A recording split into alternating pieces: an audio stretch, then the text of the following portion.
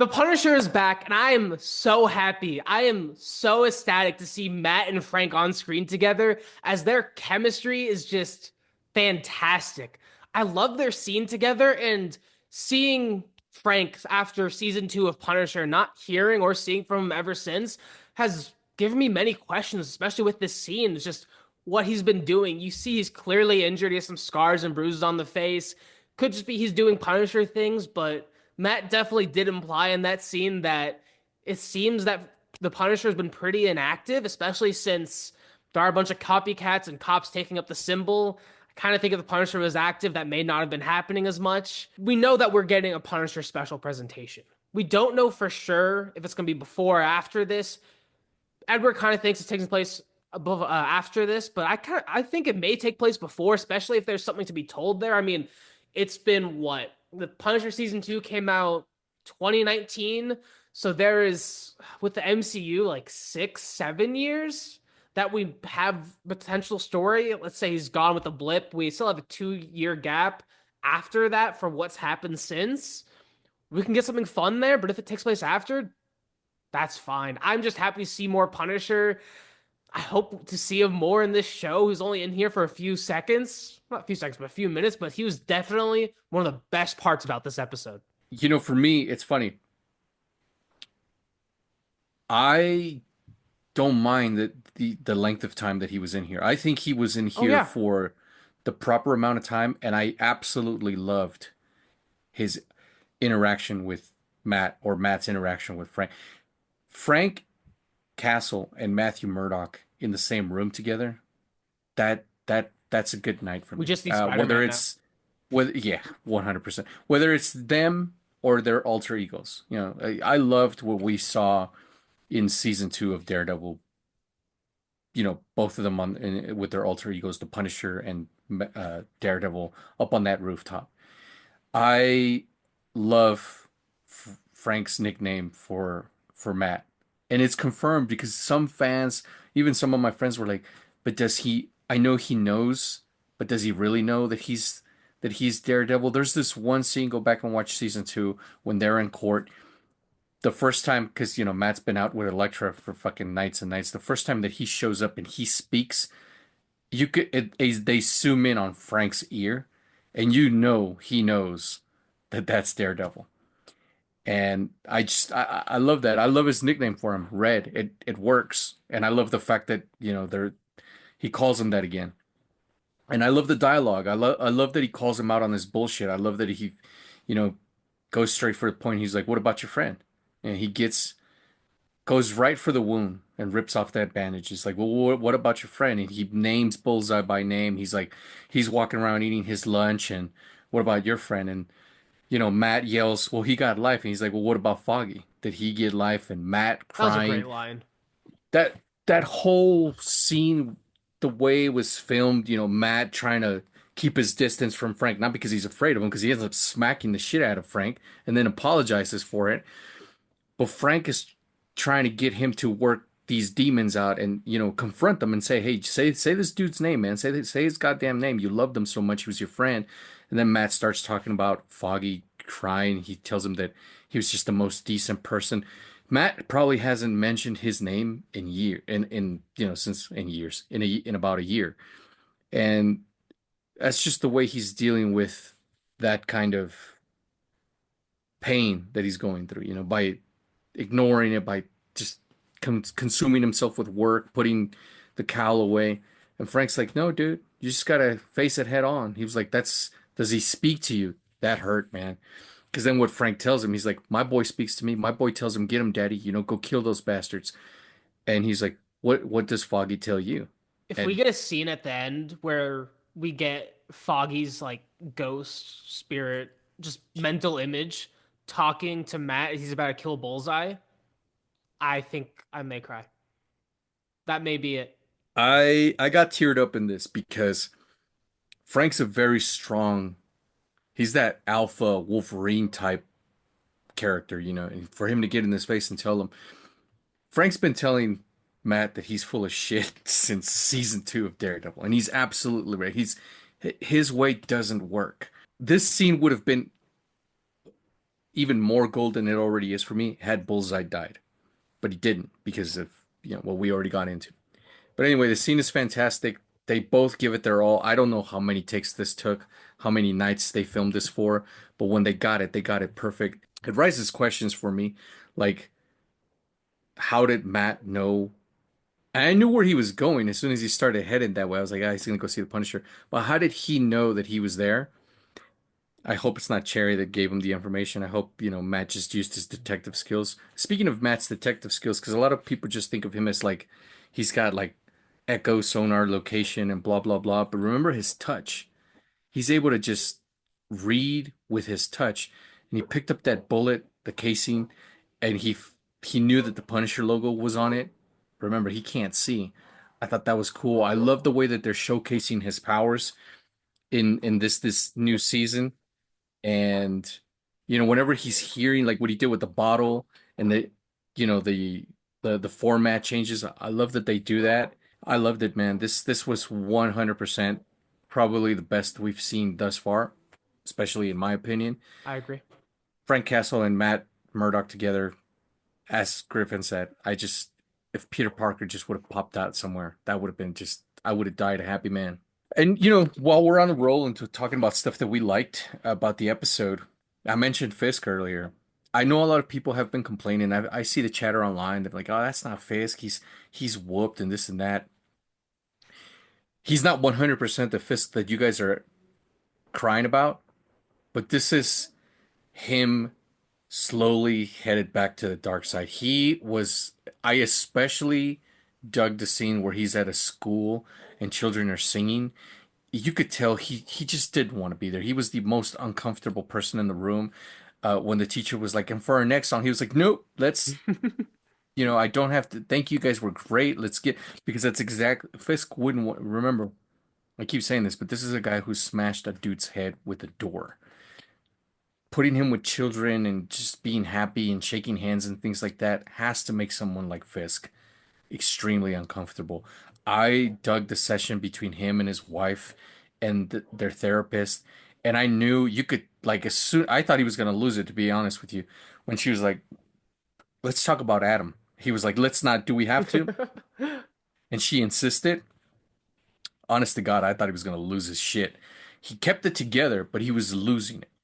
And as the episode progressed, he continued. We saw him probably first time he's yelled since the season started when someone fucked up. They leaked some stuff. Spoiler alert! If you haven't seen it, go watch the episode. I thought he was gonna put his hands on that kid. I He truly did. did, He grabbed him. especially because he did his infamous "give me the room, leave." I was like, oh, he's dead. I thought he was gonna die. Hand to God, but he didn't. He forgave him because the kid started. I don't like this kid. I'm not liking him. I like No. the actor. Let me be. I feel like a disclaimer before everybody's like, "Fuck you, Edward." I like the actor, and no, not just because he's James Gandolfini's son. I think he's a good actor. I think he's coming into his own. I just don't like his character. His character's fucking annoying. He's a kiss ass. But he's that dude. Exactly. Um, and he makes his boss look bad. Because his boss is like giving him good pointers, and he's like, no, I'm gonna be a dumbass and do this, and he gets them in trouble. But I love the scenes where Fisk is like, someone's gonna pay, and then he ends up. I think this kid reminds him of him when he was young. I get that vibe, and that's why he hasn't snapped his neck. There's also still the rumor that it's actually Fisk's son that could play out, but we'll see. I mean, I do like That would Michael. be fucking lame. I agree. I do like Michael Gandolfini. I think he's doing a great job in the role. And on about Fisk, this is the first time I've really liked Fisk. This feels a lot more natural to me. And I get before and with the whole arc, this at least felt natural with the progression of it, and I greatly enjoyed it. Fisk was amazing. I loved how they broke down all the red tape with like city legislation. I was like, Kingpin's used to saying one thing and then it gets done the next day. But that leaves Maris to go through all of these different I love his committees, frustration appeals. too when his Yeah, PR or campaign manager's like, "Sir, well, it's a great plan, but I we have to love do that this." scene. And he's like, "All right, do it." And she's like, "Well, actually," and he's like, "Okay, do that." But also, and he's like, "Just fucking do it. Just Yeah. whatever you need to do is just get it done. Because as Griff said, this is a guy who's used to telling Wesley, who's no longer with us, I want this. And he Yeah. got it done. So he's not used to all this red tape and all this other nonsense. I loved Matt going to his apartment, not because his girlfriend's there and they make out or whatever, but we saw in the trailer that we get to see several helmets. But we hadn't seen that room yet. We hadn't seen like Matt's, where he keeps his suits. And I like seeing that. I like that whenever one of these superhero dudes has a hot chick laying next to them and they get up out of bed and they go to the rooftop, it's because we're like one episode or two episodes away from them putting on the fucking suit back on. That's it's how these shows go. And to see Matt, be up on his rooftop, he can't sleep. He's going upstairs. He checks out his suits. He grabs his billy clubs and he starts practicing with them. I thought that was dope. I love seeing the other helmets. We got to see them, a little bit closer now, and they all look dope. I know exactly which one is my favorite. If you guys saw the episode and you know what I'm talking about, which is your favorite helmet? I love that scene. And I love the duality of it. I love that while Matt's up there practicing with his billy clubs, we're seeing Fisk do what I told you guys he was inevitably going to do. He's having dinner, and the guy that banged his wife is in a cage. And that dude's probably going to die a horrible, horrible death because he's screaming off the top of his lungs. Let him, God only knows how long he's been in that fucking cage. I thought that dude was like out and about until their session. And she was He's done like, a good job hiding it. where's Adam?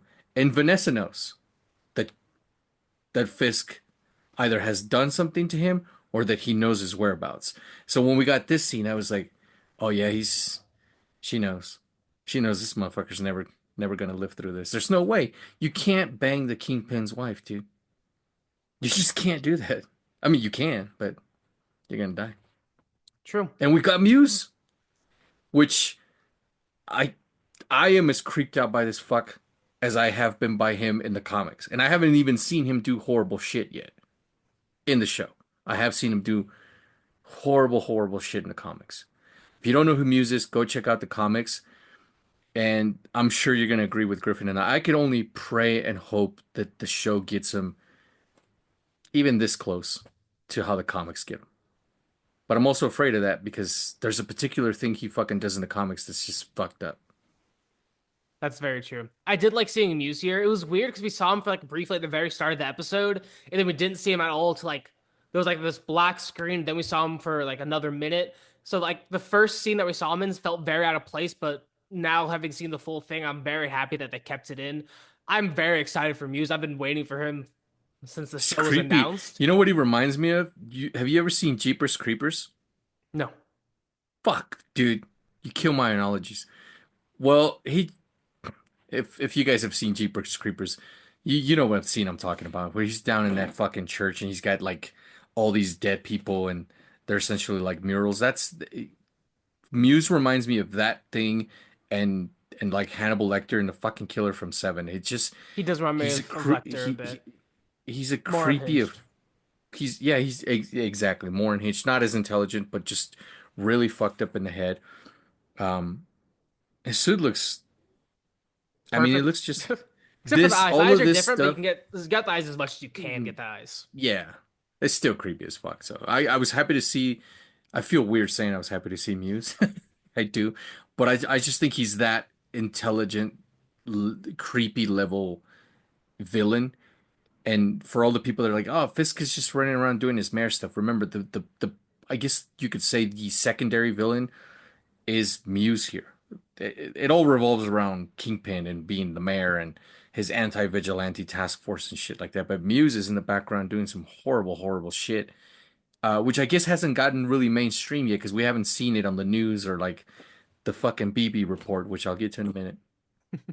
Yeah, I agree with everything that Edward said. There is one thing I didn't like besides the BB report's okay. I don't think I hate it. I don't love it either. I But fucking hate it.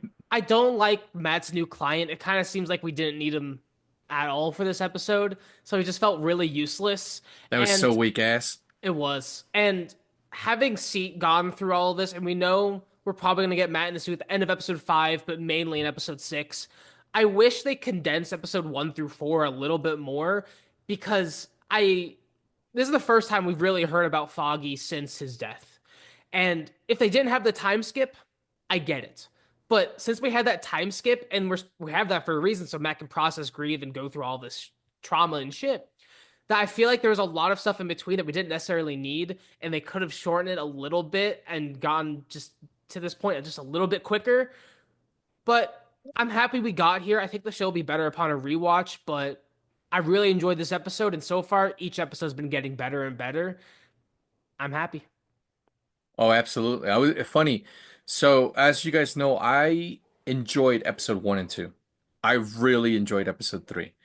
And the first 15 minutes, I would say, yeah, the first 15. Well, this opens up with White Tiger because it had to. And Matt going on his little investigation thing and meeting Hector Ayala's niece. And she's pissed off, understandably so. She's like, I want to see my uncle. Matt's like, that's not something a child should see, which I fucking agree with. You, Hmm. you don't need to go in the morgue and see that because that dude got his head shot. Um, I like that. But then we go into this whole like new client that Matt's partner has him go see. And then I started to feel very Law and Order-ish, where I was like, I'm okay with law drama with superhero stuff as long as it progresses the story along. Hector Ayala is a superhero, so he's the White Tiger, so it makes sense. But this dude who's stealing some food from a bodega and may or may not get probation, he's bitching about getting less days than he actually should have. I was like, I started to find myself for the first time in 4 episodes saying like, shit, I'm not digging this episode. Then Matt goes into doing some more investigation. He finds the bullet, and then we get Punisher, and then we get Muse, a little bit more Muse, and we get more of Kingpin. And I fell in love with the episode all over again. But just that one part, you could have cut that out. I still would have. Exactly. I would have really enjoyed the episode. It's that one part that because it feels out of place with the rest of the stuff that we see. You go from Matt like losing his client, and we didn't get to see that process of him. I've seen stuff online like where people are like it's his fault 100% and others have defended it. No, it's not his fault, man. He got him off. What do you guys think? Are you cuz I understandably so I'm team Matt. I don't think it's his fault that White Tiger died. No. What do you think, Griff? Oh, it's absolutely not his fault. He did everything he could. I kind of think Hector probably would have died regardless if put on the suit. I He was a White dead Tiger man. dies anyway, guys. Yeah, he was Spoiler alert. he was dead from the moment he was cast in the show. Yeah, I because think well, because but he tell them why though, was because a lot of people are like, he was gonna you die guys know what the in fuck he died. prison or he's gonna die here. There's no in between. But And then he you he know, always inspires a successor, and that's who the main White Tiger always is. and Every I time. know It's you gonna be guys his are probably gonna be sister or like, his well, niece. but that has nothing to do with Matt not being at fault for him dying. Matt did everything he could to get that dude And more. out of jail. He And was on top of unethical. that, he was unethical, but he did what he had to do. And that's Yeah. sometimes the dice that you have to roll. But my defense for Matthew Murdock is this. Um, if the people will have it, he fucking told him, dude, your days as White Tiger are done. You He can't was ever dead put even if that he suit. didn't go out as White Tiger, he was still dead. The I know, cops but the still would have fact that gone to his he house and shot him. 100%, but the fact that he did kind of put that big ass bullseye on his Oh back. yeah, he didn't definitely do himself any favors, but if at any point he was going to live, it's with the amulet on. He had it on. Yeah, but I'm saying like his best chance he would have had. He was at home, he was fucked because he doesn't have the amulet on at home. If he's out He on the had it on when he was streets, killed. I know, but I'm saying that's his best chances is with the amulet on. Didn't do shit here, but that's where he's safest. Didn't do shit, True. but that's where he would have been safest and most comfortable. And he knew, even though he would have put a target on his head, people needed help. Daredevil's not around anymore. There are very few vigilantes in New York. It's White Tiger or nothing, and people need White Which Tiger. raises another question of mine. Okay, Daredevil put his shit away. Where's Jessica Jones and fucking Luke Cage and Iron Fist? And We'll also, find out next season. I know that because of Sony sucks dicks and because of the riots and all of that, but like, damn, I really wish my boy Spider-Man could just fucking pop up and be like, stop being a little bitch, Matt. Why don't you just put that suit back on and take this fight to the next level. Damn, I wish that I would. mean, I thought we are supposed to have Jessica Jones this season. She may have been cut due to the part of the partial rewrite, I but just know that they're gonna come back next Matt's gonna season. have to gather a group of fucking superheroes to get rid of Fisk. That's just what's gonna happen. I hope it's And I'm totally superheroes to okay take with down that. Matt. I hope we get Shadowland, and But they go but to but I would bring have him back. really. I'm a sucker for Daredevil and Spider-Man. Oh yeah, I just I want that for that's my Spider-Man fucking 4. bread and butter. That yeah. Absolutely. I want this arc to be finished in Spider-Man 4. That would be cool. I don't That think it's would gonna be awesome. happen because Sony's sticking their They fingers can do it everywhere. in the movie. They can't bring them onto the show because of rights. Yeah, They don't have the rights for live action Spider-Man in a show. correct. But Kevin Feige could put all these people in Spider-Man 4, which we're getting a little bit off topic, but I just I'm a comic book guy and I my favorite comic iterations of Daredevil are anytime he teams up with Spider-Man. I just think that shit is dope as fuck because they can both leap through a bunch of shit and I just think it's awesome to see them together, and I would love to see them. I got a little bit in No Way Home. Matthew Murdock defended him, and I thought that was awesome because I never thought I'd get a scene like that. But now, if I could just see them both in costume doing their thing, I'm ready. If not, we're getting in Doomsday or Secret Wars. I don't know with the Russo brothers, who the hell knows? But That's true. anyways, guys, what did you think about the episode? Did you like it? What did you think about Muse? What do you think Frank's been doing for the last fuck I don't know 6 years? And if you enjoyed this episode, and you haven't seen our previous reviews for Daredevil Born Again, you can check them out right now. And as always, thank you guys so much for watching.